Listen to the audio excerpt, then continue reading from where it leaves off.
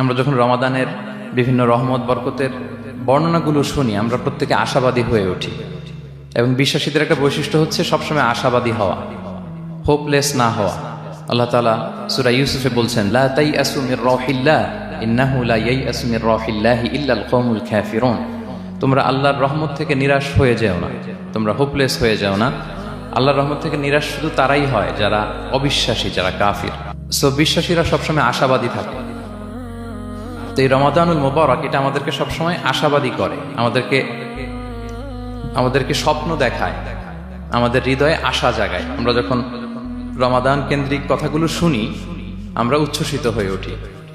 যখন বলা হয় যে এই মাস আসলে একটা নফল করলে ফরজের সমান সওয়াব, তারপর এই মাসে উমরা করলে হজের সমান সওয়াব, তো এটা শুনলে মনের মধ্যে একটা আশা জাগে যে আমাদের আওয়ার রিওয়ার্ডস আর মাল্টিপ্লাইড, আমাদের যে প্রতিদানগুলো দেয়া হচ্ছে নেক কাজের, এটা অনেক বাড়ানো হচ্ছে।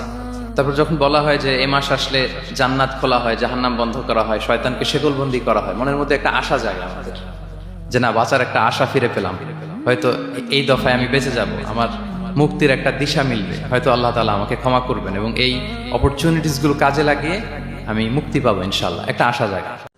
প্রিয় মানুষটাকে কখনো ব্যস্ততা দেখাতে নেই, ইগনোর করতে নেই। খুব বেশি ব্যস্ত হলে অন্তত একটা ফোন করে জানিয়ে দিন আপনি ব্যস্ত আছেন। এটুকু অন্তত সেই মানুষটা ডিজার্ভ করে। আপনি ইগনোর করে ফোন কেটে দিলেন, মেসেজ করলেন না, আর কল করলেন না, এতে কিন্তু সেই মানুষটা ভীষণ কষ্ট পায়।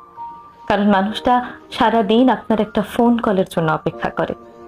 একটা কথা মাথায় রাখবেন, প্রিয় মানুষের সঙ্গে ব্যস্ততা শব্দটা আসলে যায় না। ও দয়াল, তুমি যার শাখা তার কিসের ভাবনা, তুমি যার শাখা তার নেই তো ভাবনা। হৃদয় মাঝে কাবা, নয়নে মদিনা, আমার হৃদয় মাঝে কাবা, নয়নে মদিনা।